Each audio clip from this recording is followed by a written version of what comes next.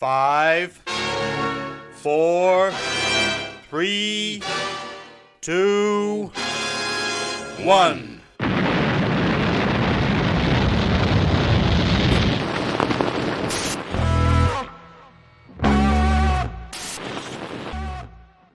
On the edge of the box is Madden. Madden trying to manufacture the shot, gets it away, it's there! Oh my word! What a goal from Paddy Madden! The Irishman strikes again! And is that the goal that's going to send Stockport County back into the Football League? First back-to-back Football League wins since about 1949. That'll do nicely, won't it? Hello and welcome to the Scarf Begara War, smashing down those walls of county news, views, and opinion with me, Nick Lee, and him, Russ Johnson. Russ Johnson. Yeah, Hey. yeah. You know who you are, don't you? Yeah. God, practicing. Yeah, yeah. You've been practicing learning who you are. Yeah. How are you, man? Are you good? I'm very, very good. Yeah. Very, very well. I thought we'd be upbeat because people might be tuning in off the back of. We've done a little appraisal of the numbers, haven't we? And we've realised people only tune in when we're winning. That's when the real big numbers come in. So I make a concerted effort to be cheerful, even though I'm full of a cold and just all around awful. I did pick up last week because of the results and how it was going. It was honestly, it was like I was watching an episode of Winnie the Pooh, but everybody was Eeyore last week. We just got absolutely done 3-1. I know. I know. It's not our fault. There was nothing. I understand. I understand. Yeah. So, all right, wasn't it? Yeah, it was all right. We've had worse. Well, no, you're absolutely right. We have back in the dark days, 2016, when we did the pod. We had lots of. I was thinking more when you went on holiday. But right. Oh, yeah. No, it wasn't. No, it's not as good without you. I don't think. Don't because I'll crumble. The numbers don't suggest that. The numbers don't suggest that, but I do. Right. Fair enough. Well, I'm a numbers per. I'll stick to the numbers. So let's go with that. Right. Let's go with that. All right, Rachel Riley.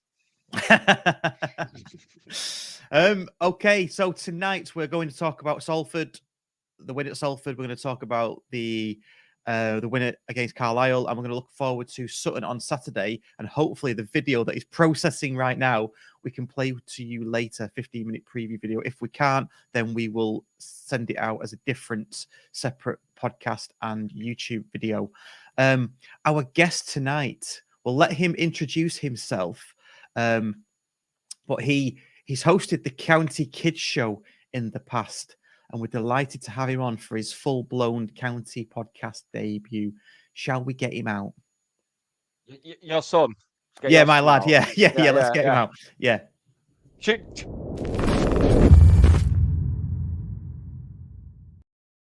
Sorry, Nick, I cut you off then. What was you going to say? Choo-choo or something? I was going to say tune in next week when we've got my cat coming on. Love it. So, Dan, hi, mate. You okay? Not seen you for a bit. A bit, eh? Hi, yeah, I'm all right. Cheers. So, tell us a bit, just to kick off, tell us a bit about yourself and how you started supporting County.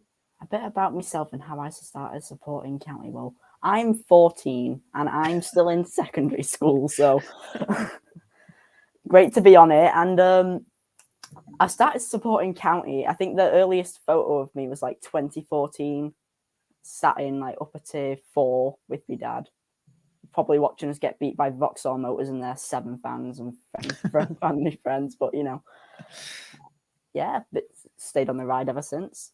Are you glad you stayed on the ride? Very. There you go. My work is done. I'm going now. Only joking. I'm back. There we go. So obviously, Dan, you know the score. Just get involved. Get involved. Get involved with the chat. I don't think, Nick, you don't need to watch your P's and Q's. Have you you've seen what it's like in our house. Just do what you like. Yeah. So we're not going full Blue Peter then, no. I was going to. No. I was just going to show you my model of Edgeley Park made out of matchsticks, mate.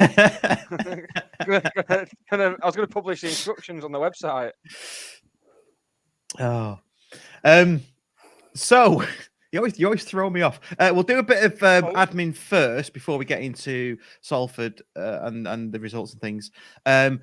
You may remember a couple of weeks ago we had Tom Bennett on. Of course, you remember. Everybody watched it.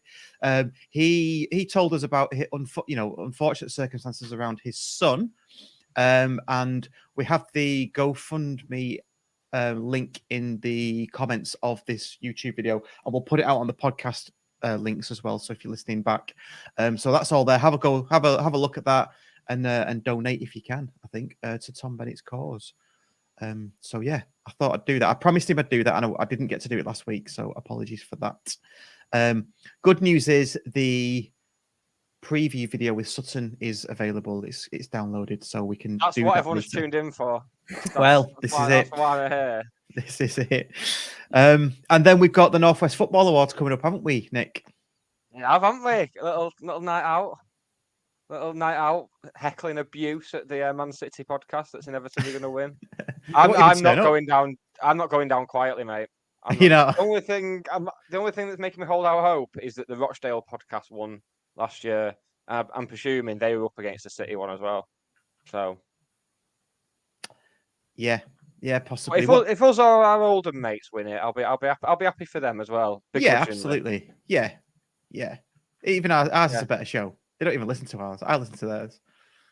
Yeah, I have a bit of a listen to that, but they're too cool for school, aren't they? Yeah. With all the Vanarama action going on. That's Vanarama changes you. It really changes you. They were all right when they were in League Two. Yeah. It does change you. Before we get into it, I'll say all the things that you completely trivialized last week, Nick. Please do like and subscribe to the show. And the thing is, what I've found, having to do my other podcast, Don't Believe the Hype, available now, a chronological study of Arctic Monkeys on all the usual places. I'm finding I'm having to do that every week, and I don't sound sincere. I sound really insincere when I have to do that. I must admit, when we started this on YouTube and I started to say that, it felt really uncomfortable. It sounds like begging to me. It sounds like begging, but it's got to be done. So please do like and subscribe if you're. I know it's got to be done. I just don't sound good when I do it. All of your algorithms, Dad. I do like my algorithm. Takes us up the algorithms, up the charts. Does us well for the podcast. So if you're on whatever podcast player you are listening on, please do like, review, and share it, especially on iTunes, because that's where most of our listeners are. Yes, I know. I also looked at the analytics this week, Russell. Did you? And we're now part of the Talksport fan network, aren't we? So that's pretty good. So hopefully that'll bear fruit at some point. I don't know when. It's happening. It's happening. It's happening. It's mad. Like we've just got onto like the Talksport and the Acast thing, and my other podcast. We're just about to set up Patreon. It's like, oh, so you're already charging people, are you? Well, we will be, yeah, for bonus content. Because what we've found is there's a lot more bonus content that can be done with that than with a very niche podcast like this. And plus, our whole thing is that it's free, isn't it? I don't want to charge people. These are county fans. They've been through enough. Exactly, yeah. Not just that. Football fans in general get fleeced left, right, and centre. Even say like, from councils and parking authorities and things like that, and we'll talk about that shortly. Train companies. Exactly. We get fleeced, so people shouldn't have to pay for. Well, they shouldn't have to pay for listening to me and you every week. Let's put it that way. No, that's very true. Yeah, we should be paying them. We should be paying them. Yeah. So shall we talk about the Salford match then? Dan, did you go? It? Yeah, he went with you, didn't he? Wasn't I? Yeah. Right in that top corner of the terrace stand, yeah, with you, right behind. Oh, you were with me. Oh, yeah, you were with me, weren't you? Yeah. Look around this every week, are we? There's two shit double acts on here now. No, so I'll just briefly take us through how our day went, and Dan just chip in when you want, mate. Yep. So we woke up on the Saturday morning. Well, I woke up. Dan stays in bed really late, but we woke up Quite right. quite right. Yes, Quite right. yeah. I honestly couldn't remember if I'd picked up the tickets or not from the ground. So we have this little envelope on the fridge, and I'm thinking all week I've been thinking, yeah, they're just in that envelope there on the fridge. I've not checked it; they're just in there. They weren't in there, so I'm like, oh god. So said to Claire and said to Dan, look, the worst that's going to happen is we'll get there and then we can't get in, and we'll just have to come home. That's what it is. So we got to the ground, we parked up. Dan, the street was empty, wasn't it? Completely no double yellows. It was very odd. Specifically the no double yellows. Yeah. I feel like this video is going to be evidence in court. Yeah. Granted, I didn't do my homework and check that they had a scheme where people had parking permits for streets that had no cars on them. But anyway, that's by the by. Got to the ground, went to the ticket. Well, no, we first saw a guy in a high vis and said, "Where's the ticket office?" And he said, "Well, I think it's shut. Shuts at 1:30." And it's like, "But where do we get our tickets from then?" He went, "Well, I don't know." And then luckily this guy with an earpiece, dressed in all black, said, "Oh no, you need to get them from the turnstile. They'll be dropped off at the turnstile." So I was like, right, okay. So went round to this turnstile, queued up, got patted down, and then went into the turnstile. And the guy said, "No, they're not here yet." I'd heard by someone else that they didn't cater for this, by the way. So they didn't cater for tickets going from Edgeley Park to Salford. So I was like, right, okay. He said, "I tell you what, go stand out there. I'll give you a shout when they come." Did he give us a shout, Dan? No diddy-yack. There was no shout. There was a few of us sat around waiting for our tickets. About half an hour. About half an hour, yeah. Come back at 2:30. So we went over to this bit that looked like a player's entrance or some sort of entrance. Steve Bellis is there, welcoming committee. Mr. Fixer. Yeah. And this was after about half an hour. We just sat there messing on our phones and things. And Steve went, "Oh, yeah, the tickets are already in the little turnstile you've just come from." Oh, right. Yeah. Richard Landham had them in his bag and forgot to get them out and send them over. Oh, right. Cheers. So we've been sat there like, and a few of us. So I went back, got patted down again because he couldn't remember that he'd patted me down. Lucky you. And then the tickets were there, so we went in. That was how it went. Thank God we're in the Football League with its superior organisation now. Yes. Well, it just says it's a bit tin pot. I don't know. Dan, what did you make of the ground? Because you've been to a few grounds now. What did you make of their ground? Their ground, well, it wasn't the worst ground ever. Grimsby. But it wasn't great. I mean, they had this all fully painted ground with flat pack everywhere. Looked quite nice. And then Portaloos at the back with very very weird looking bars and stuff, and no places to queue, and it was just a little bit. It was a bit non-league, wasn't it? Yeah. It'd be nice when it's finished. Yeah.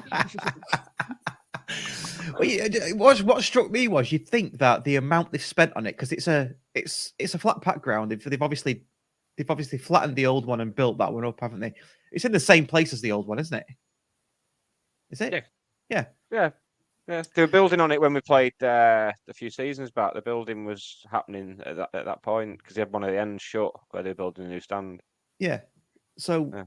I just don't understand why they didn't build toilets within the stand. I don't or cater for it. They would literally just Portaloos out the back. The Bristol Rovers sticker is stuck in the middle of a urinal. Yeah. I know. Best place for it. So yeah, so that was it. What about the game? I mean, Nick, did you watch it on the stream? I watched the stream. Yeah, I got home just after 3:00, so just in time to head over to Spain and stick the game on.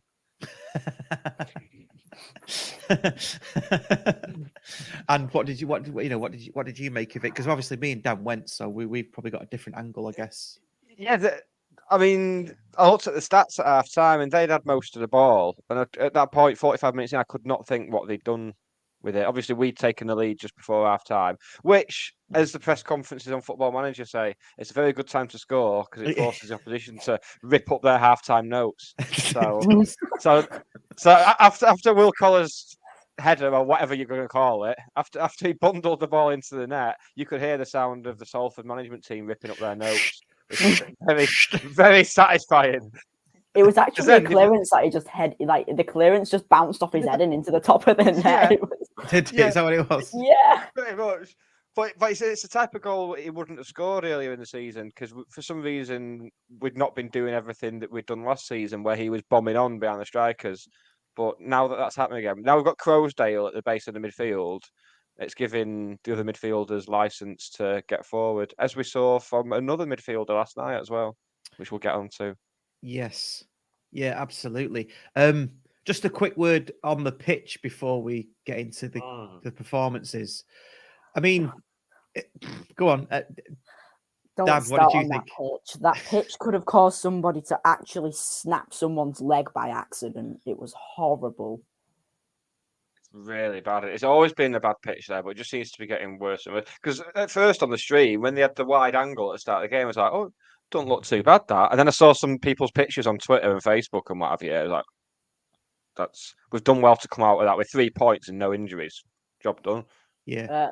Jaros, that's seen bits. Yeah. Well, It's going to be just a week or two, apparently, isn't it, Jaros? So it could have been a lot worse. Especially when you see a goalkeeper getting subbed, you think, well, it must be. It's going to be months out, but yeah. he's got to fight on to get back in the team now, hasn't he, Jaros? Well, if Inchliff doesn't make any glaring mistakes, which he didn't last night, it's one of those positions. And Dan, you were a goalkeeper. If you do well, there's no reason to drop you, is there? You can't just put somebody back in because you think they're better. That's my opinion.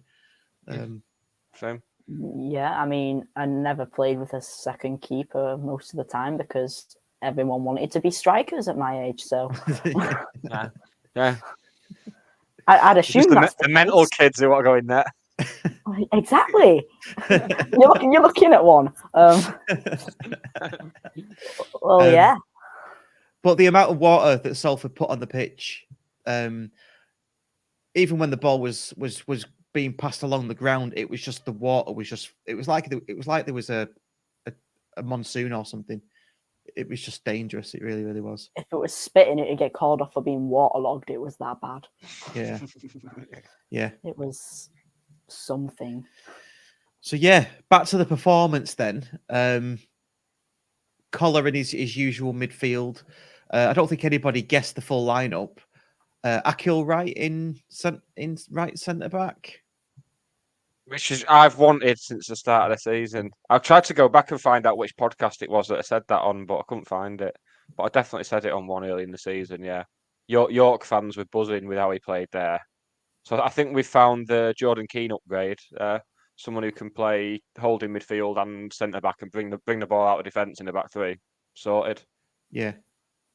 Yeah. So the question then is, if when Lewis comes back, he's got a job to do to get back in, hasn't he? Well, I don't see Lewis as the same position anyway. I think Lewis. If we're going for 3 centre backs, then it's Lewis, Horsfall, or Palmer for the centre spot. So I wouldn't have Lewis on the right because I don't think he's as good as Akil Wright as bringing the ball out of defence, or even as good as Hogan or Keane were last season. I think Lewis has still got a fair bit of work to do there. And obviously you got Johnson and Hussey for the left-sided centre back spot. Yes, which I'm favouring Hussey at the moment. I am at the moment, yeah. Yeah, although Johnson's done a good job twice of coming on to close the game out and shutting the opposition down when the opposition have gone a bit more direct. Johnson's been the one we've turned to, and he's done a decent job. We've actually lost Kitchen now as well, which happened too late for last week's show. Yeah, yeah, in the usual way. Well, just a question about Johnson though as well. not loads of mistakes, but had a poor game against Grimsby. I mean, I think we can all accept that. Was okay, I think, against Shrewsbury, but still had a couple of passes that went astray and caused us bother. So it's only fair, really, that he sort of sits out and Hussey comes into that place. Now we've got McDonald, and McDonald is looking really, really good, isn't he? Yeah, and we've got Rydell coming back in McDonald's position as well now. So we're finally getting to what we were raving about in pre-season, like the competition for places in every position. With all the injuries we've had, we're getting there again now, aren't we? Yeah. Get Southam Hales back and we'll be laughing, provided he can. Is it? Do you think it's a matter of Southam Hales having to like kind of prove his fitness or prove he can stay fit for a sustained period? Because he's always had, not that his injuries have been through any fault of his own, but he's not had the best luck with injuries over the last 18 months or so, has he? No, I don't know. What out of 20, what do you reckon his injury proneness is? They don't have that on Football Manager anymore, do they? They do, but it's hidden now. It's hidden. Right, okay. You can use the in-game editor to look at it, but it's not one of the. I don't know. I think he'd be. But with some of the challenge, some of the treatment he receives, I think anyone would get injured. You know, a lot of the tackles he's on the receiving end, particularly last season. But I don't think even at the start of this season, I don't think he's quite back to full fitness yet before he was out again. So it must be frustrating for him. Yeah. Who would you have as first choice, Dan? Southam Hales or Brown? Just because of how much he's contributed in the past and like how good he actually is, Southam Hales. But I wouldn't put it past Brown to actually like nick a spot for a game or two, maybe even a good run. And I wouldn't be mad at it because he's still a really good player. Yeah. I'd be tempted to go Salem Hales as well because we've seen how good he can be for us. So if he can get fit and get a run of games again, then he should be one of the best players in this league. Yeah, I think it was a comment a few podcasts ago. I can't remember who said it, but it looks like in the National League, Southam Hales just looked like it was unfair how fast he was. It was just unfair to every other club how fast he was. But since we jumped into League Two, he seems to us either be running in treacle or everybody else is faster, just as fast. I don't know. Can't really work it out. I put it down to the injury most of me because he was out at the end of last season. So then he's probably had a shorter pre-season, everyone. So I think he was still getting back to. So yeah, you're right. We've not seen that pace from him this season, but I think it's still there. He's just working his way back up. That's the thing when you're a player with pace, isn't it? The injuries that you end up getting. Yeah, Michael Owen ruined his career, and it's horrible, isn't it? Yeah, absolutely. But then again, it is when someone has got that proper comedy pace. It is hilarious at the same time. I need to see that back as soon as possible. Yeah. No, yeah, definitely. Into the second half, then obviously 1-0 at half time. Before we do talk about the second half, sorry. What about that touch from Hippolyte and Wotton's flick on? That first touch in the box. Have you seen it back? Special mention for Hippo. Yeah. Well, that's another player who we thought we'd seen the end of because he just wasn't getting anywhere near. And when he was getting like a minute or two at the end. But last two games, he's shown exactly why we signed him. Quality. Yeah, but do you not think that the player management within the squad, that's Challoner's job. He did that for a reason, and this is the reaction he's getting now. Well, yeah, that's it. Yeah, you'd hope so. You think that? I mean, obviously we don't know everything that goes on, but yeah, he's kept his head down and got his place back, and you can't see him losing it now. No. Got players like Camps and Sarcevic who are going to find it very difficult to get back in the next few weeks. Yeah, definitely. Into second half then. For me, it just felt like Salford didn't have anything for a club that are going for promotion. It just felt. I mean, we'll come on to Carlisle last night, but it just felt the same. It felt like we just had the beating of them all day long. Yeah, Salford kind of had 5 or 10 minutes at the start of the second half where they're having a bit more of the ball, but there's never really any danger. I didn't think. So I just thought, like, keep them out for this 10 minutes, keep them at bay, and then we can go off and get a second. And that's exactly what happened. Yeah. It's great when you can see the patterns like that, isn't it? You know when you're just like, yeah, we are going to win this one actually, yeah, because I've seen the patterns. Not enough to bet on it though, because as soon as you bet on it, that's it. That's when it goes wrong, isn't it? It's forced them to play it side to side for the majority of that second half, and that's really good considering of like what we did against Swindon earlier in the season as well, when we just got absolutely hammered by them.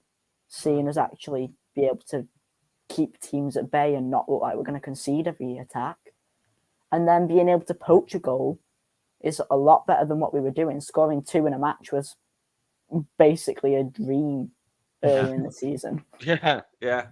But now we've done it 2 matches in a row.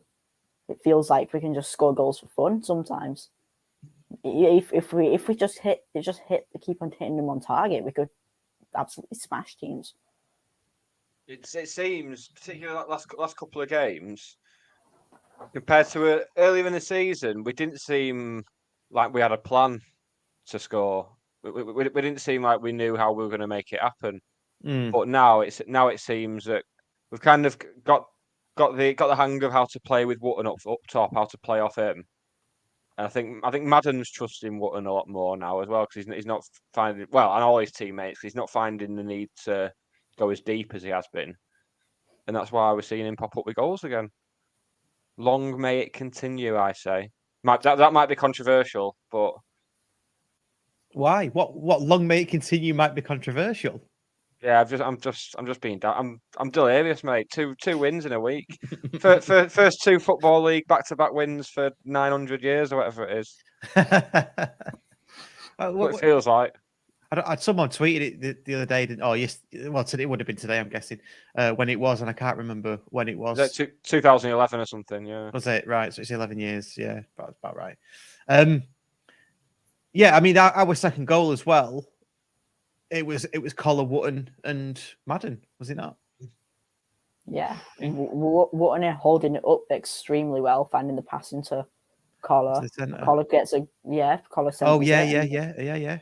Collar centered it, and it was just an easy finish for Madden, which is what we want to see from a side like us who have really good attacking options. If we have that, it's just amazing. Yeah. Have you got your players mixed around there? I thought it was, or have I got my players mixed around? I thought it was Collar down the right, forward to Wootton. Wootton crossed it, squared I it. think it was. That's what I thought it was. Yeah.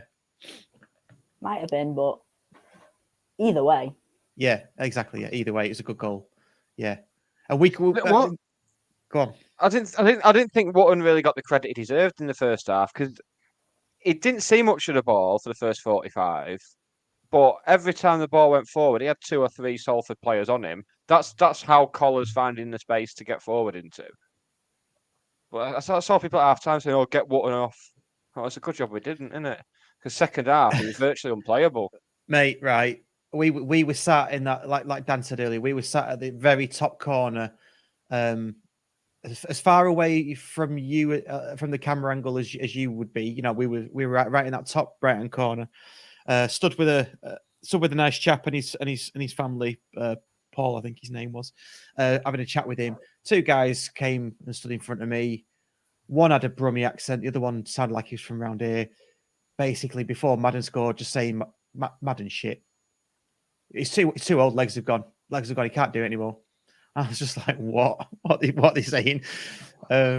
Scott. By the way, before that, scored 2 in 2, I think, and then scored later on in that match. Oh, what a whopper! Just despair. Are we going to show a word on the Salford fans as well? Because I always thought FC United were like, they always reminded me of, you know, if someone's like making a film about football in the 70s and they're like, "Oh, guys, we need some extras. Just come down to the stadium." Yeah. And Salford are the same way. It's weird. And then I'm assuming you noticed it being in the ground, but on the stream, as soon as the second goal went in, you can see him just looking at the watches like, "Well, United are on at 5:30, so should we get off?" It basically is just something to do while waiting for the 5:30 kickoff. Salford, that's it. It boggles my mind that they've got this ambition to get to the Premier League and stuff. It's just they can't even. But did we have about half of the gate on Saturday again for their big local derby? That yes, they were marketing as a derby. Yeah, they were marketing as derby. Yeah. Weird, right? I think it was. I don't think it was 50-50, but it was not far off. Yeah. Well, I think what was it? I mean, somebody will comment, I'm sure, but I think it was it 3-6, 3-7, and we took 1,200. So yeah, a third, I guess. I've never been good at maths, so. You've talking about how much you love numbers before. You're the numbers guy. lied to us. This is very true. I often get things wrong on this podcast, as you know. Often get things wrong. I never have. You've never ever, have you? No. Dan never has. He's because he's not been on enough. He's never got anything wrong. He's too pure. that will change. Hopefully, that'll change. He's unsullied. Not like the unsullied in Game of Thrones. That's a totally different thing. Yeah. I don't know. I normally have a comment about home fans or away fans and things. Yeah, no, you normally get your knickers in the right twist. I do. You find it hard to even care with Salford. I think that's it. Yeah, I think that's it. They just seem like a nice bunch of people who wanted to go and watch the match. That's all it was. There was no need. But apparently there's a bit of trouble outside the ground afterwards. I heard after the event. That parking tickets. No, there was lots of parking tickets, but Brett Angel's left bollock. He said he came out of the ground, turned left, and there was about a dozen lads, youngsters putting the thingy up, going, "Come on, then, give it all that." So a bit of trouble apparently. Maybe they just recognised him from Twitter. Maybe, yeah. Maybe it was a him problem rather than a society problem. Well, yeah, there's probable cause, isn't there, for that? Yeah. Back on, lads, as you were. So yeah, nice 2-0 away win. I mean, be honest, was you expecting to come away with a victory before the match? I had a feeling we'd get a point, but that was the extent of it. Having looked at that was just from going on their message board, because a lot of them, same with Bradford, despite them being in quite a lofty position in the league, they think it kind of masks the shortcomings. They've kind of picked up some results that maybe they shouldn't, and it was very much the same with Salford ahead of Saturday's game. So I thought maybe we'll get something. But yeah, 2 goals and a clean sheet. Delighted. Yeah. Chuffed to bits. Chufties. Gold star and a chuffy badge. Yeah. Did you get chufties? We get people writing in now. Well, I thought that it was either we were absolutely going to batter them, or they were going to absolutely batter us. So yeah. Chufties. Yeah, it was all chufties until I got back to the car. Yeah, what happened when you got back to the car, Russell? I had a parking ticket. Not only that, right? Bad luck comes in threes. Parking ticket. So I'm thinking, oh God, we were walking up. Dan's going, no, it's a leaf. No, it's not. It's it was surrounded by leaves. So we drove home and then stopping off at our local shops to get a few beers for the evening. Bloody all my engine light came on and all started flashing and everything. My car, and I'm thinking, oh God. So ticket fiasco, parking ticket, engine light comes on. Well, that's a fun new game anyway. The fun new away day game that's sweeping the nation. Leaf or parking ticket.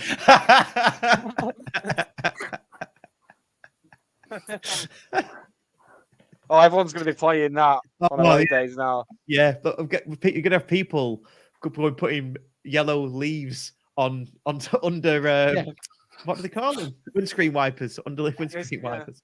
Yeah. Well, maybe they're going to pay for some toilets in the stand with the money they've got from the parking tickets. Maybe that's it. Yeah. Maybe it's a crowdfunded initiative.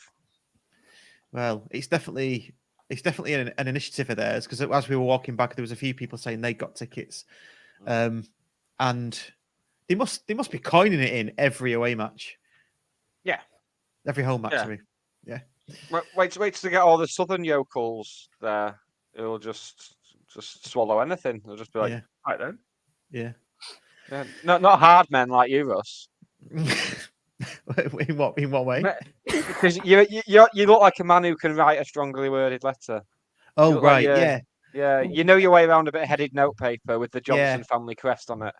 I can, but I thought for me to write a strongly worded letter, it'd take me at least 3.5 hours, which negates the 35 quid of my time. So, because that's equivalent to what I. Oh, you think yeah. you think you're Yeah. worth minimum wage, do you? Oh, You think yeah, you're yeah. at least worth minimum wage. That's bold of you. I'm worth absolute minimum. You've a high opinion of yourself, haven't you? You'd get me to do it in half the time if you wanted. Oh God, yeah, I could delegate it, couldn't I? Outsource it to Dan. Right.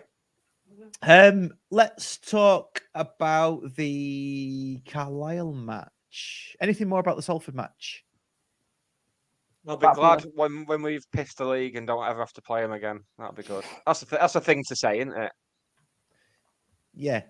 When you play against these tin pot non-league teams, it's the thing to say. What about you, Dan? Final word on Salford? I mean, apart from the fact that I only heard the fans chant 2 different things. No, nothing in particular. Do you know what? The little story about Dan, when we went to Doncaster away, he was that incensed by the home fans that he counted how many times they sang. Didn't you? What did you get to out of the whole match? What was it? About 18. 18. That's brilliant, isn't it? Your behaviour regarding crowd noise and stuff on Twitter is now starting to make sense, Russ. This particular apple didn't fall far from the Karen tree, did it? The Karen tree. No. I've just got a massive problem with fans not doing things that aren't. Just doing things not being proportionate. The Grimsby fans last week, when they went 2-0 up, there was a genuine limbs in the away end, weren't they? But you heard my thoughts on limbs last week. Yeah, no, I did, and I agree that limbs, scenes, carnage, all that kind of stuff. That's just sensationalism, isn't it? But you hate that. You hate sensationalism. I do hate one thing you hate.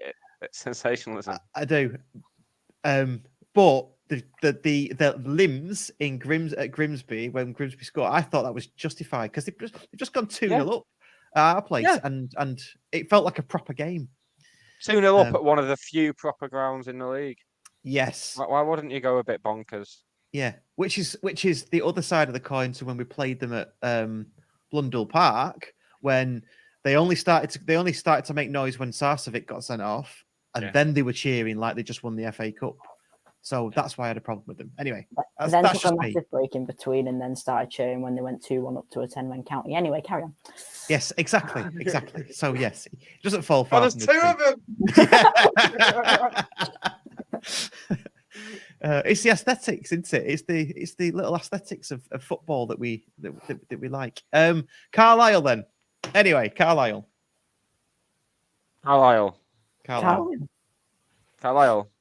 That's the man out of Twilight, isn't it? He's called Carlisle. Not the main one. But no, I've not watched it.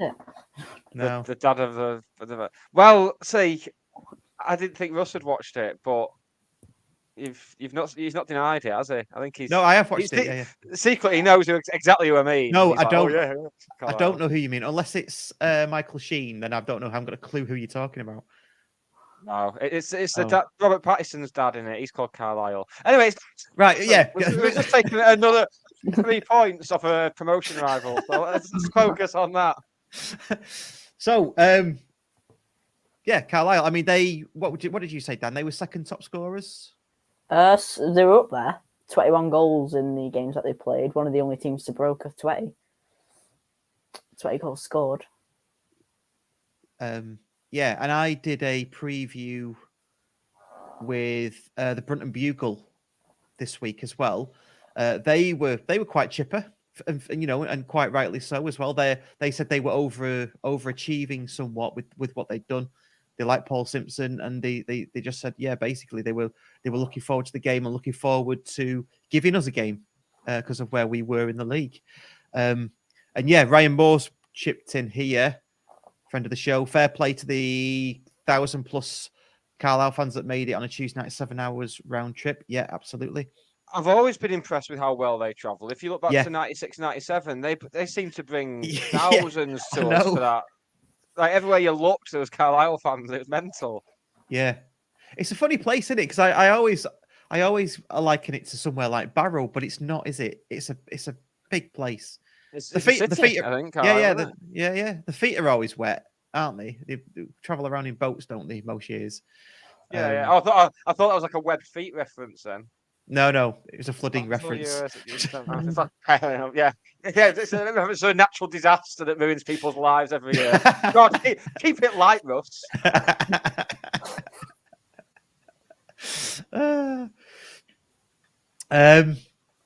Ian Dowden, friend of the show. Rust, did you clap the attendance? No, I didn't clap the attendance. I'm not really sure why we do that. I think he said that. We were sat there, weren't we, Dan? And Edgy Uwego with said that. He said, why do people clap? What did you say back to him, Dan? You said something. You had a chat with him about that, didn't you? Well, when you've seen us with 2,500 fans, and then see Vauxhall Motors go 1-0 up, and then 7 limbs that just get thrown. You think back and say, "Oh, 8,500 beating Carlisle 2-0. Yeah, that's really good. That. Well done to me for sticking with that." So that's the crux of it. You're clapping yourself for sticking with it. Basically. Yeah, I think that's okay, but then that would only mean that only around 2,500 should clap the attendance. Yeah, true. You're just going to go around. Exactly. I'm not denying. I'm not denying that. You're going to walk along. It's like that. Put your hands down. Didn't see you at North Ferriby, did I? But it's the same with the ticketing as well. I noticed when just along the way since Stock came in and we've had this sort of resurgence, I've seen people tweet going, well, I was there at North Ferriby, so I should get first dibs on any ticket that comes along. Well, that's not how it works, unfortunately. Yes, if only you did though. Maybe you should, but that's not how it works. You know, it should work like that though. But loyalty scheme would be the way forward, but I can't be asked. It gives me a headache thinking about how to implement it, so it's not my problem. I'll let people who are infinitely better paid and infinitely better qualified to judge that. Yeah. Just as long as I get a ticket for going to North Ferriby, that's all I'm bothered about.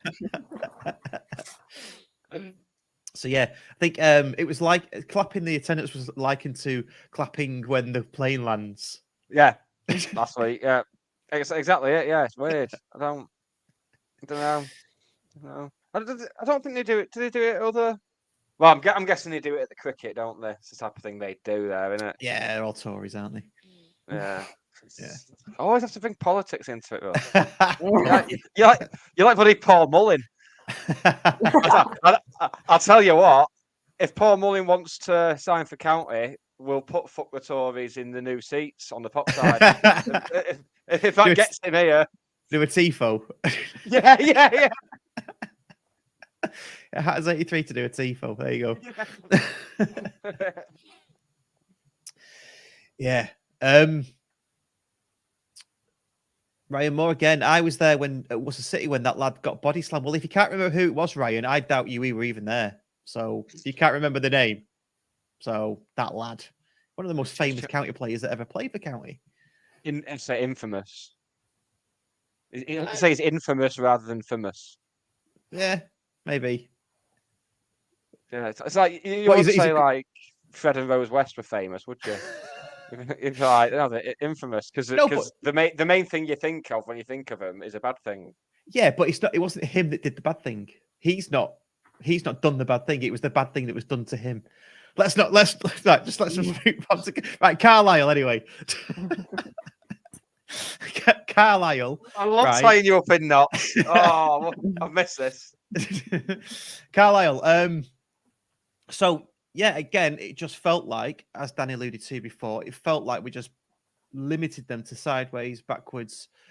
We were hunting in packs again, mainly because of Crowsdale and Collar. I'm saying with Hippo in that middle. Hippo for me just seems to. It's like he could be there with 10 players on him, and he'd come out with the ball. It just seems like that's what he would do at the moment.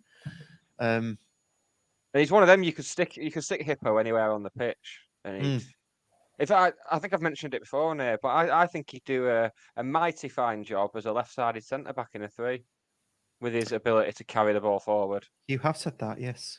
Yeah, and I'm going to keep saying it, Russ, until it gets like I did with Akil Wright. Well, I just want to move all our players to wide centre back. Eventually, everyone's going to be a wide centre back. Not just a 10-0-0. Yeah. Ever since they've added wide centre back as a role on Football Manager, that's it now. I just want everyone to do that. That's it. Let's hope it never comes to that though, because he's better elsewhere, isn't he? I'm sure he'd do a job, but and he adds a nice bit of pace to our forward line at the moment as well. I think something we're lacking when Crankshaw's not playing up front, which he's not because Madden's back and in form. So we kind of do need that bit of pace to stretch them. And since having Hippolyte and Collar both running in behind, you wouldn't fancy that as a defender, would you? No. But I still think, I mean, you just said it there. I still think we still need somebody with pace up front. Yeah. Yeah. Paul Mullin, told you. He's having a fallout now at Wrexham. That's it. We need to capitalise.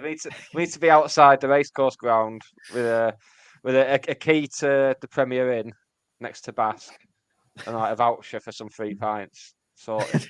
A voucher. What did you make of the match last night, Dan? Just seemed extremely easy and comfortable. Like, weirdly easy and comfortable. Like, we just, like, clicked into something that I don't know what we clicked into. But whatever it is, let it stay. Please let it stay. Yeah. I liked how we shut their fans up within like 5 or 10 minutes. They had a bit of a section in the corner nearest to the pop side, so they're all chanting, and it's like a bit of a singing section, which is great, by the way.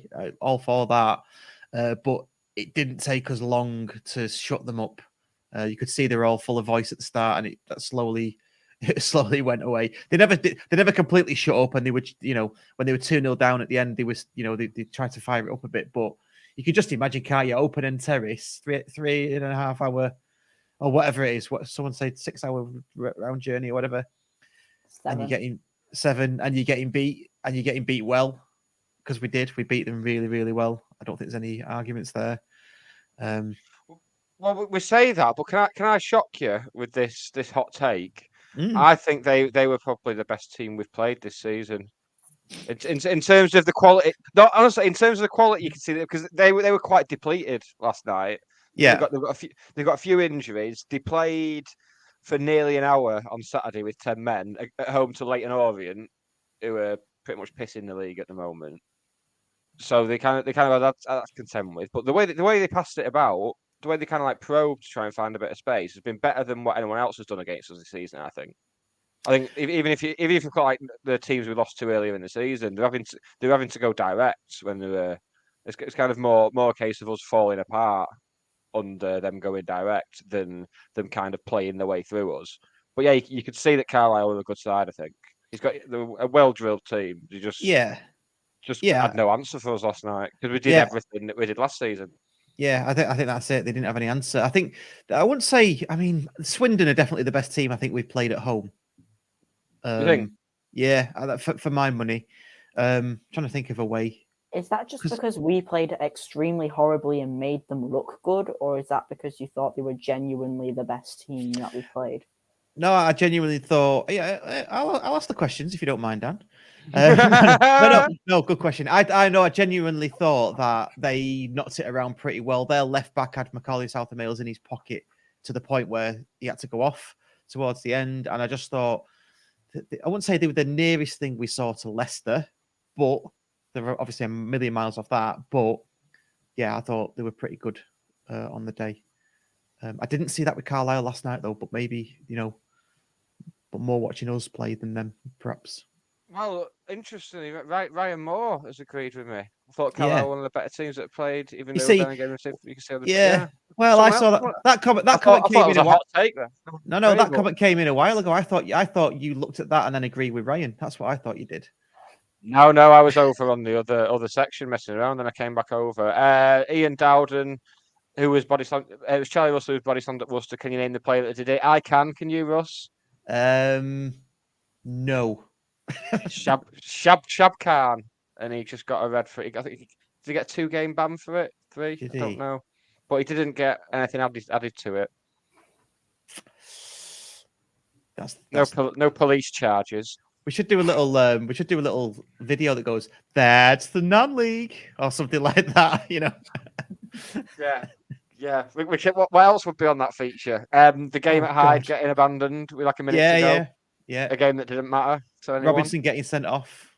Cut off coming on. Yeah.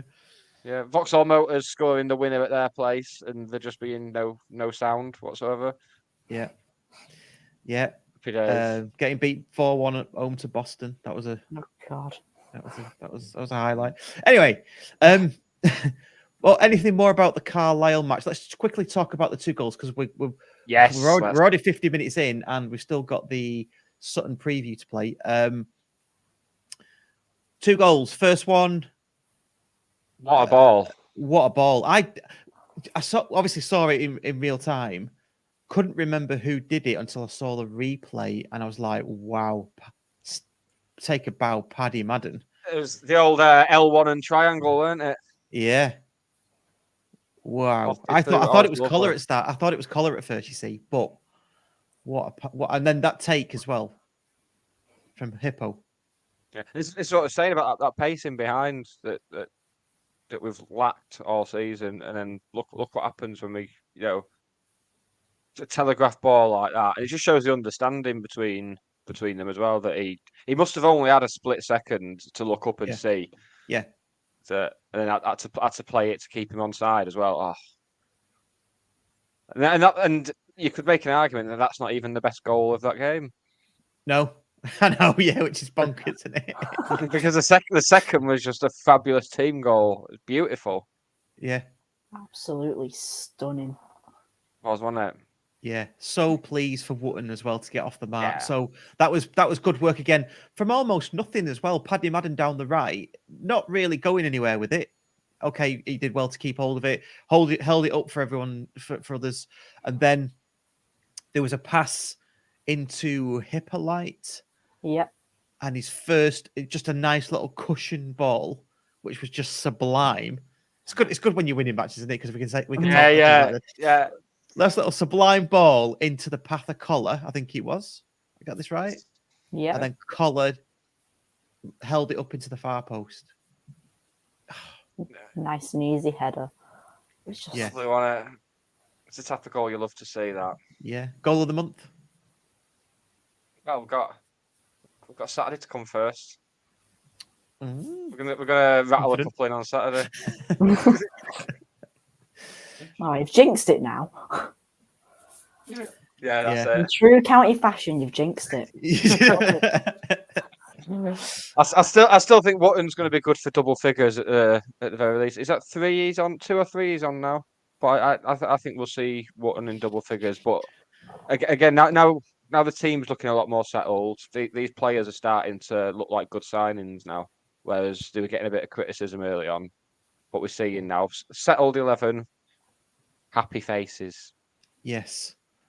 Settled 11 with more to come back. And I still think there's player management and squad rotation to come. Obviously, we've got to do that. Games will come thick and fast. So it's just about keeping them happy, isn't it? And getting the best out of them. So, if we see, I don't know. I mean, Sarcevic can't be happy, but he's obviously been given reasons why he's not making the first team lineup. But not just for him, but for other players, like Hippo was only coming on for a few minutes. There's got to be reasons behind that. So what we should do is get behind the manager, because there were people calling for him to go. Yeah. Like literally on Saturday. Was luckily only on the radio after the game. That was a very peculiar set of circumstances. That was, yeah. I see the person who said it has got very defensive about it on the Twitters. Yeah, but it's people are entitled to their opinion, aren't they? But I just think But you're also entitled, when that opinion is absolute rubbish, people are entitled to call it out. Yeah. Yeah, I think... Don't go on the radio and talk absolute bilge about a game that you admitted you weren't at, and then don't expect to get any hassle after. But I don't know. Very, very strange. I'm from the school of Akil Wright, who said today, I think it was our post-match last night, don't get too carried away, don't get too down about these things, as they don't as players. So I know we're fans, it's different for us, but that's how I play it. So if it was never in my mind to sort of sack Dave Challinor. Well, I don't want to become another Salford, because that's the alternative. If Challinor was to get sacked, that's the road we'd be going down. That's not the road I want to be stuck on. No, I said on radio something that's completely blatantly obvious, but what I said was, well, if we carry on losing and performing like this, then that we will end up coming to a crossroads where a decision will have to be made. I've not said any. That's all I said. That's true, isn't it? Very diplomatic of you. I bet they were gutted when you said that. They're like, God, where are the idiots? What's this well-measured football opinions we've got off Twitter? How's this happening?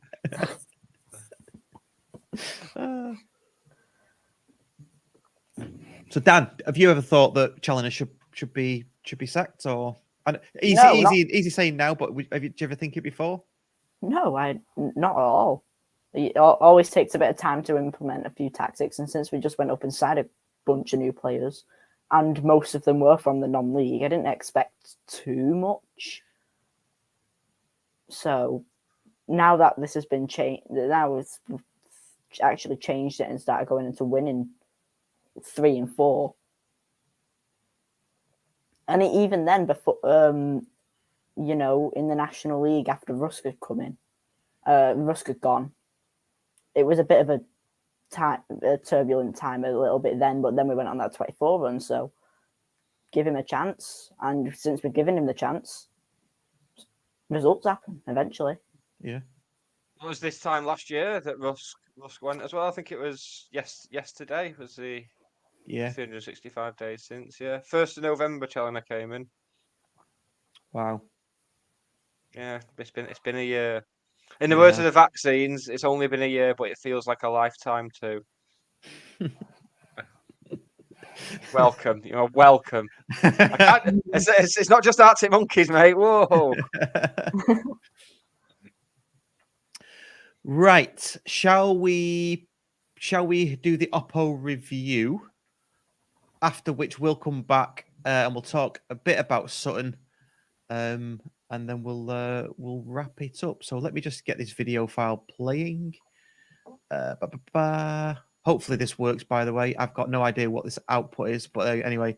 So so here's the Oppo review, and we'll be back shortly after this video.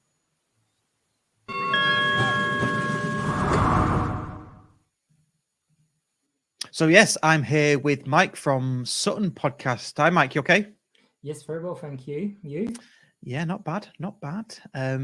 Looking forward to Saturday's clash. So we're recording this on a Tuesday afternoon prior to Tuesday night's games. So things might change, including league positions, because I noticed we're quite near each other. So let's kick things off. Mike, tell us about yourself and how you started supporting Sutton. God, that's a boring story. A very long time ago.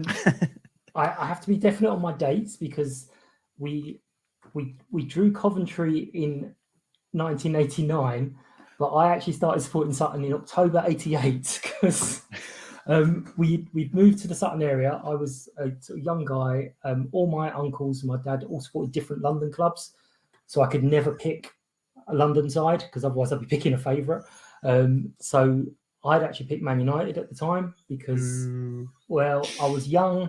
They had a load of Irish players and it was safe for me because they had all the Irish players. But then at the time I was kind of like, hang on, I'm never going to get up to Manchester. So again, brilliant timing from me.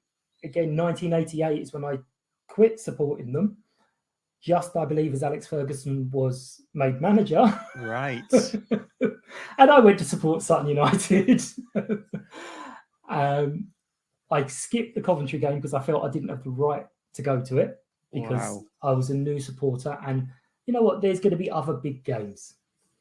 And it was 30 years later that we drew Arsenal in the cup. So don't listen to Mike when it comes to football, guys. But do you know what? That you've got the moral high ground, haven't you? Because you quit. You stopped supporting United just before Fergie. So there's that. And you've also got all of those years of not getting a big game. And do you know what? I say it on my podcast. Like I have a pointless tally. So when I talk to people about who they support, so say if I meet someone in Manchester and they go, "Oh, I support Man United," it immediately goes like that. And then depending on how they answer the next questions, it goes up and down. You're near the top for me. Marvelous. Because of basically what you've just said. Yeah. So it's cracking on for 35 years. I always still feel like a newbie, but that's partly because the people I sort of surround myself with and talk to a lot are all sort of 60 years, 50 years, and it's like, I've not been here as long as them. But we've picked up a lot of new fans in the last couple of years, obviously. So I'm now feeling my age a little bit. Which is not a bad thing, is it? I mean, No. With age comes wisdom, doesn't it? So, so we'll see that at some point, I'm sure. It's good stuff. So, tell us about your season so far. How's that been going for you?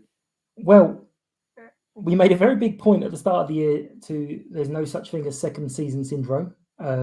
We are fairly easy to know what we're going to do. We're going to be, if we line up anything other than a 4-4-2, it will be an amazing day because we're 4-4-2 all the way, even so much as playing players out of position to make sure we fulfill the 4-4-2. It's all on hard work. So all our success last year, there was no big surprises. It's just all the players work hard for each other, work for the team, and work for Matt. I was lucky enough to interview Matt a couple of times, and after the first one, genuinely, I came off the interview thinking I'm ready to give him 20 minutes. I don't know about anyone else, but this year we've had a bit of difficulty with some injuries, and our opening game of the season, our best defender, and that's no disrespect to the others, but he swept the awards last year, and he injured himself in the first half of the first game, and it was quite a serious injury, so he was out for a long time. We've just never really recovered from that. We just keep getting injuries from key players. I mean, at the moment, we've got one recognised midfielder who was playing Conference South football a couple of months ago because he was on loan. So we're really struggling at the moment. So a lot of the games have been close and we've been almost getting a result, but we've just missed out. And those games are the ones last year that were falling for us. So it's disappointing, but I think we probably overachieved last year. Well, no, we definitely overachieved last year. So this year we're probably about where we should be. But still there's disappointment in that we didn't get enough out of the games that we've lost or drawn, and big disappointment with the late goals that we're conceding. That's a bit of an annoyance, to be honest. So just touching on last season then, because obviously you came up from the National League in the year that we lost to Hartlepool in the playoffs. You had to rip up your pitch, I believe. Yes. How did that go for you that season? Because did you have a bad start? I'm not so sure. How did that go for you after ripping up your pitch into League Two then after that? Yeah. So the pitch, I'm sure you guys knew all about the magic plastic pitch that gave us such an advantage. And it was terrible for players' injuries. And actually, I've said about injuries, we've had more injuries in the last season and a half than we had in the 5 years with the magic pitch. But it was a big thing. And I wasn't a huge supporter of it when we got it in. I wasn't against it, but it was like, I'm not sure. But then straight away, it's like when you realise that you've got to have all the kids playing on it, the women's team, the community teams, and it's the connection with the community. And we're a huge thing with the community. And it was like, this is a big loss. And at the time, a lot of people were giving us grief because we were worried about what's going to happen because of the pitch.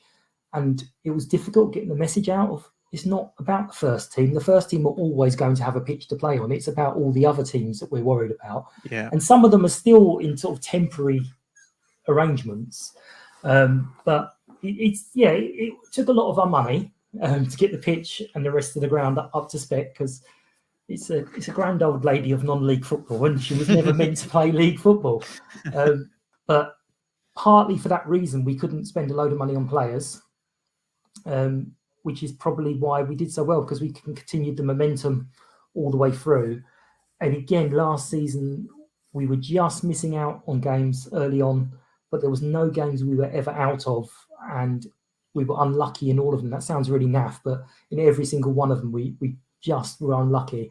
And then suddenly something clicked, and we just went on an amazing run and ended the season 1 point outside the playoffs. All we needed to happen on the last day of the season was the team in first and the team in second, who were both going for the championship, one of them to win and us win, and we would get into the playoffs.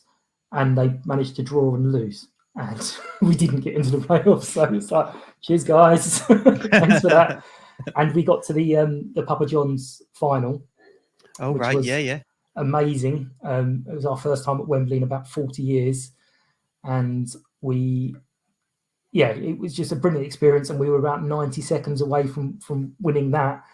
So much so the Rotherham manager was considering whether to go over and shake Matt's hand. And he thought, well, I'll just see how this attack pans out before I do that. And they scored and they battered us in extra time. Because we had huge injuries at the time, and we knew that if it went to extra time, there was no chance. Yeah, Peter out. But not a terrible season, just finishing just 1 point outside the playoffs. I've been told the highest tally of points not to make the playoffs since they were introduced for this league. Really? It's something to hang your hat on. Go, yeah, we did all right. Yeah, 76 points. It's a good haul, isn't it? Mm-hmm. Back to this season then. So, is it the same? Is it the same story? Are you just unlucky, or what's happening this season? Because I noticed you're 3 unbeaten going into tonight's match, Tuesday. Depending on what happens tonight, that'll roll on to Saturday. Yep. But you're just off the back of 4 defeats prior, or 5 defeats on the bounce prior to that, including the EFL Trophy. So, what's the general consensus amongst the fans? So, some of the games have been unlucky. Some of the games have been just bizarrely switching off in the last few minutes, and other teams getting a bit of a sniff and then attacking. So our then defence will drop back a little bit, and all of a sudden you're inviting teams onto you, which is always going to let them score goals. Yeah. But there have been a couple of games where we've come away going, yeah, you know what, we deserved that. We got what we deserved out of that game. The Swindon one was probably the worst. Is we had a clearance and it smacked against one of our defenders' face, dropped straight to the feet of Johnny Williams, who obviously you want the ball at his feet in the penalty area, don't you? So it's been little things like that where another day it would have gone a slightly different way. But you know what? As long as we survive this season, I don't think anyone's going to really whinge too much. There will be some whinges, but if we survive, I think we were told at the start of last season we had to be here for 2 years to sort of make the money that we've had to spend on the pitch and the ground. Right. So we can. So I think if we survive, we'll be all right then moving forward. Hopefully.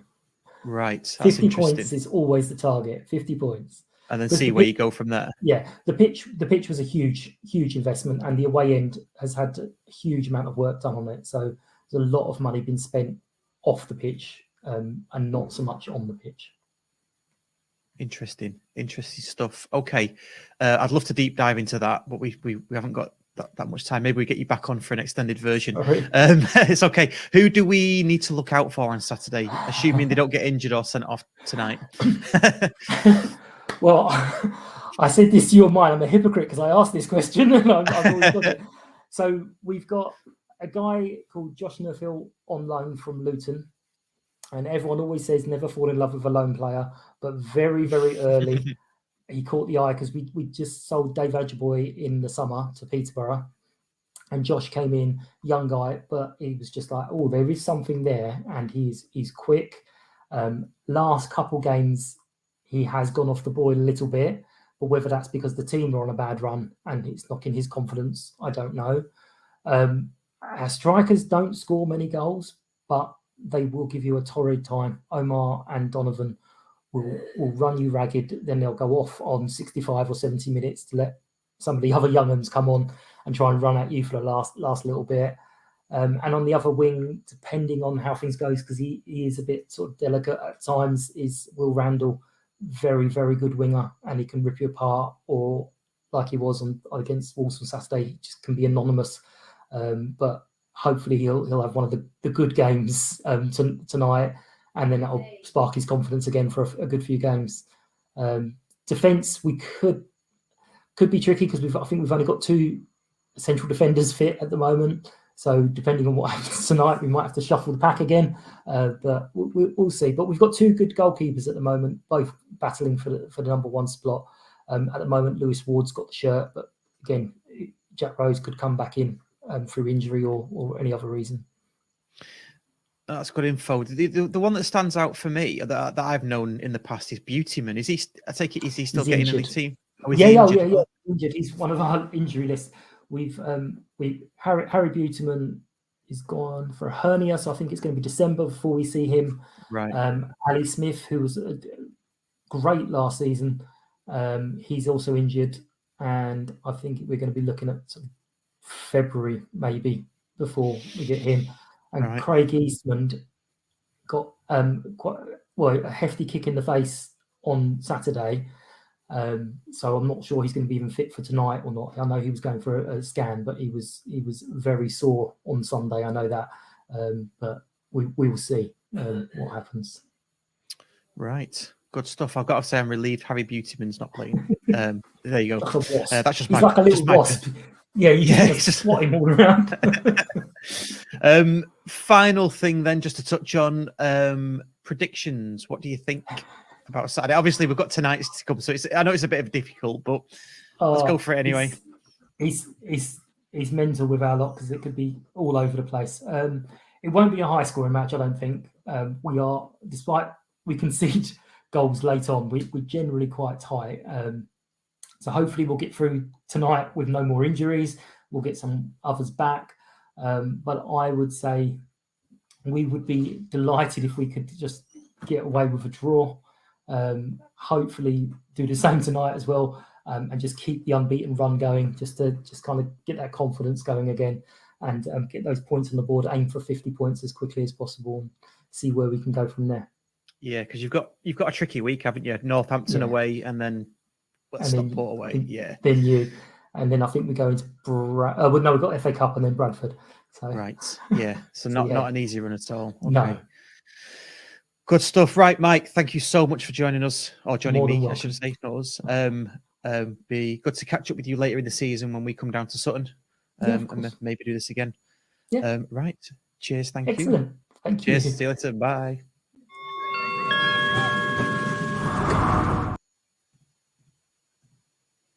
There we go. How was that? That was smooth. That was. The interview was good, and so was the way you put us all back in after. There you go. That's not my I first thought rodeo. for a second it was going to go wrong for a second, but you pulled it round, mate. Pulled it round. I did. Before we get on to what we think about Sutton, just to say we've got some really good guests coming on soon, haven't we? Well, I've got to arrange them, but I went to the 96-97 award evening. Do. It was just basically a do. So hopefully we've got Sean Connolly, Roger Wilde, Tony Dinning, Louis Cavaco, and James Jennings coming on at some point in the future. It's a good list. It's a good there we go. List. Good hearty list. So Sutton then, Dan the stat man, give us some stats. Stats. Before I say anything, all taken off a good old trusty flash score. So don't give away your secrets. Don't give away your secrets. So Sutton, one above us in the table, and have played one more than us, and have scored 16 and conceded 20. So that's a goal a match, basically, and only 1 point above of us as well. And they're unbeaten in their last 4. 2 of them a win, but before that they were on a loss streak of 5, so lost 5 on the bounce. They've conceded in 2 of their matches that they've last played, and Northampton where they drew 2-2, and against Walsall where they drew 1-1. But otherwise, they look like a pretty solid, a decent enough team. Yeah. Nice. Yeah, I think the Northampton match. that definitely gives them confidence. That was away at Northampton as well, wasn't it? I think. Yeah, it was away at Northampton, and they came back from 2-0 down in the first half. So no pushovers. I noticed somebody did say County 1883 said opposition views making me feel confident for Saturday. Ian Dowden said it's a trap. If they've just come down back from 2-0 down away at Northampton, I don't think they're going to be a pushover. And did that in basically 15 minutes, brought that back as well, might I add. So yeah, might be a surprise there. Yes. Yeah, I don't think there's anything more to say on that. I mean, Mike's kind of said it all for us, which was good. So thank you to him for joining me the other day. Nick, what do you think?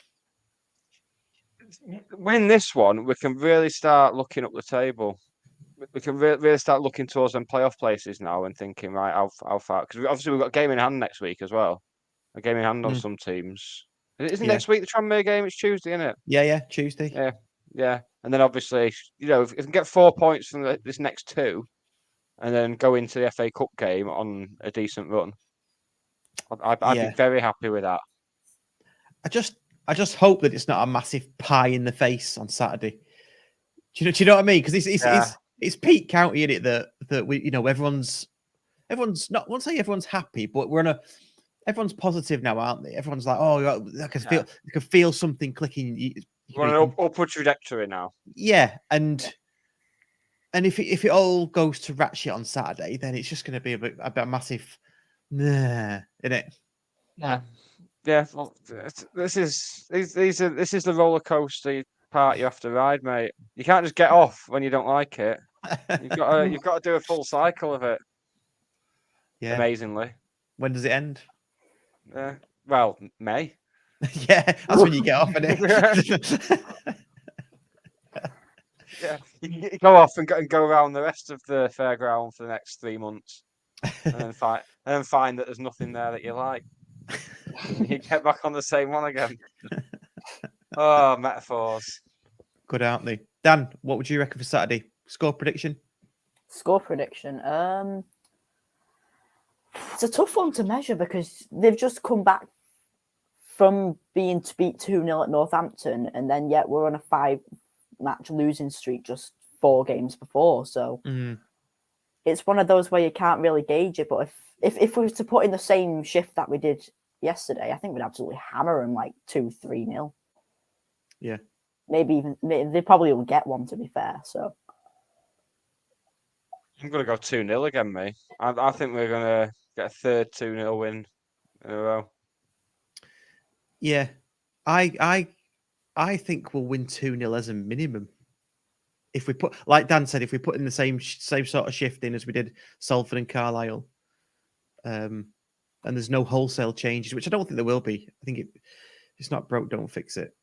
I think the only thing changing it from Salford and Carlisle, they're 2 teams that are expected to be up there, so they've kind of got to come at us a little bit, which gives us a bit more space to work with. But Sutton may well just kind of sit in and be happy with the points. So it's a different. We kind of got the type of battle. Obviously, we're pleased with how we've done against Bradford and Salford and Carlisle. Brilliant. 9 points from them 3 is absolutely fantastic. More than anyone could have expected. But now we're coming back against those games similar to like Harrogate and Colchester and Wimbledon.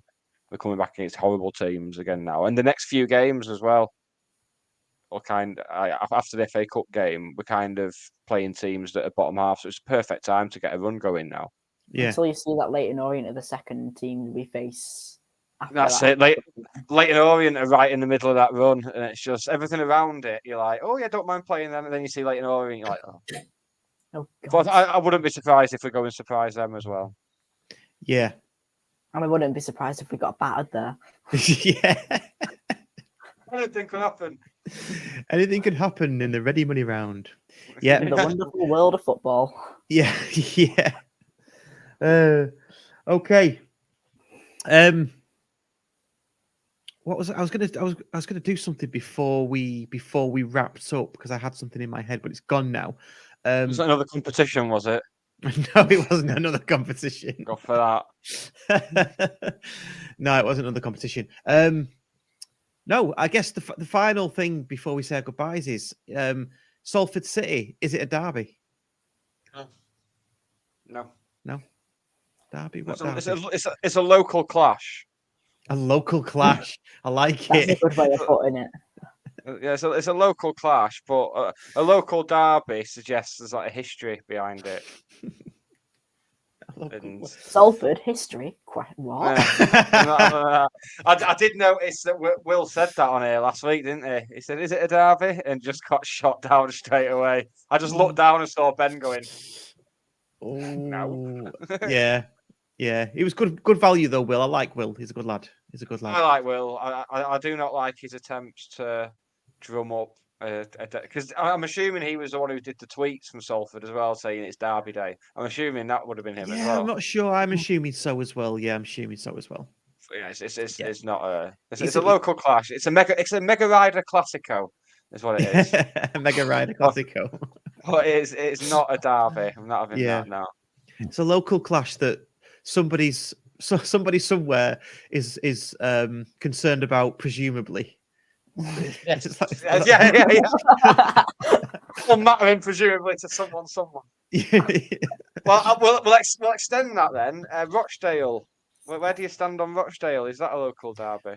You see, we've had did you not remember we did a full episode dedicated to who is our rival and who is our derby, and we came up with we haven't really got one. Well, is Rochdale not a Greater Manchester derby? Well, yeah, it is, but then playing Preston is a Northwest derby, isn't it? That's very different. No, the Northwest is a very different area to the Greater Manchester area, isn't it? I mean, you've got Scousers in the Northwest, so let's just put it that way. Good lads. Good. Great set of lads.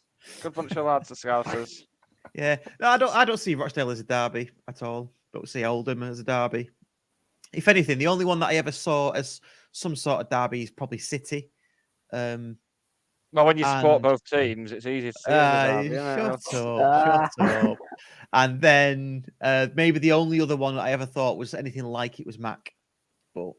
But even when I was growing up, Mac were so far below us at the time, it didn't seem like they were on our radar anyway. So, a bit like now. The only reason I knew of Macclesfield was because when they first added the Vauxhall Conference onto Championship Manager, that's who I'd play as. Otherwise, I wouldn't have had a clue that they existed. Or had a right shock when we played them. Well, I did have a right shock when we played them. 6-0, weren't it? Yeah. See, I started out one of the first ones I started out on was Premier Manager, and you had to start in the conference. So Halifax, Mac, or Altrincham were always on there. I have more respect for people who start. When you see people going, "Oh yeah, I've only had the new game like 2 weeks and I've already won absolutely everything," then you look and they're playing as like PSG. Yeah, it's like, yeah. Start from the bottom with no badges, mate. Yeah. Hey, so I'm glad we cleared that up. Right. Before we go, please do like the show. We're on 25, and there's 40 odd people watching at the moment. It's been a lot higher than that during this episode already. So please do get that button pressed. If you are listening on the podcast, any podcast player, Spotify, iTunes, Amazon Music, anything like that, please do rate and review us. That'd be really good. It helps with our algorithms, doesn't it, Daniel? Yes, you with your algorithms, calorie counting, and looking at house prices. Yes, that's what I do. The triforce of adultery. Anyway, Nick, where's your album, mate? I can't be asked. It's a big commitment, you know. It gets to the stage where I'm like recycling stuff. About 800 records there. There's a lot of shit there. There's 800 records. Surely you could have pulled one out. Yeah. It doesn't really matter what it is. You don't have to like it. No, but it helps if I like it. I don't want to. It helps you. I've got one that I got from a charity shop, and it's like a compilation album, and it's called Savile's Time Travels. And it's like a 60s compilation album that Jimmy Savile put together. So maybe I'll stick that out next week. If everyone's happy then. Soon be complaining then. And I think it's a horse. It's a horse, isn't it? Yes. it's a cool horse. Nice. It's a horse, isn't it? Yeah. Yeah. So yes, Ian, I think it is a horse. Oh, is it? Yeah. Okay. That's right. Right. Thank you. Cheers for coming on, Dan. Really appreciate that. Yeah. Have you Oh, enjoyed it? I have loads. Yeah, definitely the Okay. best member of the Johnson family we've ever had on here. Finally. Right. Me and Nick will be back next week. Keep your eyes peeled for more county content, I guess. Yeah. Yeah. And Maybe. also, if you're watching and listening to the podcast on the Fan Hub app, then don't forget the content streak that I am currently surfing on to get my poacher point and super sub and my wet dream and whatever it is to give you. That is what I was going to say before I got waylaid. Yes, absolutely. So I've got an apology to make. There is a correction. Yes, sorry, I got it wrong. It's not all Stonegate pubs where you can redeem your drink. It's only We Love Sport pubs. King's Tap is still the only one in Stockport. So apologies for that. I could have told you that in the first place, but you ran with it, Mr. Fan Hub over here. Yeah. Ran with it, and Sorry. all the while I was just on the sidelines, like he's wrong, you know. Well, you could have said something, couldn't you? Well, I was going to. Yeah, but Not a mate you are. The last 4 times you've said something, and I've had an idea where I think it's wrong. You've quickly proved to me that you're not wrong. So I just thought, well, right, maybe he is the best. Maybe I should. Right. Don't boost his ego anymore. I didn't pull you up on spelling holy wrong. You keep spelling holy wrong on the Twitter. If we're going to do this, when you say like holy moly, you spelled holy wrong, and you did it twice. The first time I was like, should I say something? I was like, no, maybe it's just autocorrect. Why When you am did it the I second missing time- out the W? Is that what you're saying? No, you're adding a W. Oh, You're Holy doing as it. in, like holy. yeah. Yeah, It's holy moly, like it's cool whip. Anyway, let's move on from that. So, Fan Hub app. Let me just clear something up. There is you can get a mystery pack. You can get a mystery pack by looking at content every day for 7 days. In the mystery packs, that's where you get poacher points, super subs. You get a free pint, a free drink.